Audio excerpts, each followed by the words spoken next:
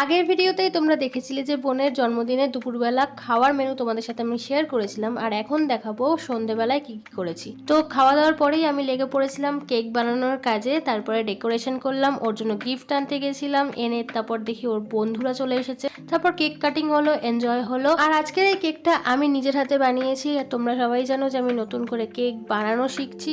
তো এই কেকটা ছিল চকলেট গানাশের ওপরে, তো কেমন হয়েছে দেখে অবশ্যই জানিও। আর টেস্টে সবাই বলেছে খুবই ভালো হয়েছে। তারপর সবাই মিলে কেকটা এনজয় করলাম, আর ওর ফ্রেন্ডসরা পুরো আনএক্সপেক্টেড ভাবে চলে এসেছিল, মানে আমি জানতাম কিন্তু ও জানতো না। তারপরে হচ্ছে গিফট আনবক্সিং কি কি পেয়েছিল, একটা ফটো ফ্রেম যেটা আমি দিয়েছিলাম, আর একটা পেয়েছে ওয়াটার বটল, আর একটা ভূতের বই, আর একটা পেয়েছে ব্যাগ, আর একটা চকলেটের বক্স। আর ওর নাকি জন্মদিনের দিন রাত্রিবেলা বিরিয়ানি না খেলে নাকি জন্মদিনটা সম্পূর্ণই হয় না, তাই জন্য আমি আরো মিলে চলে গেছিলাম বিরিয়ানি আনতে, চিকেন বিরিয়ানি এনে দিয়েছিলাম। তো ভিডিওটা কেমন লাগলো জানিও, আর দেখা হচ্ছে নতুন মিনি ব্লগে। বাই।